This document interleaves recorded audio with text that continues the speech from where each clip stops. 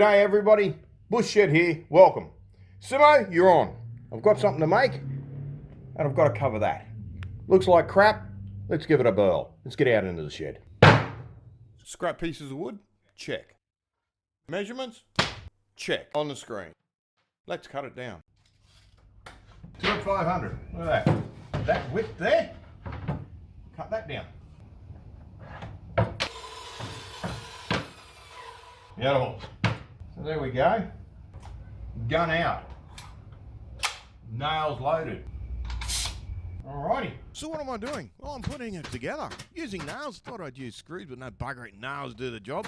Oh, look how fast I am. By crikey, I'm bloody Steve McQueen. 2 sides and a top, and there you go. Losing my voice. No, I didn't lose my voice. Now, what I'm thinking of doing is getting a hook and putting it on. There you go. Oh, bloody ripper. Look at that. All I got to do is sand it down, make it a little bit better. Maybe give it a bit of a round over. Let's give that a go. There we go. Beautiful. Let's go check it out inside, eh? See if it fits. Bloody hope so.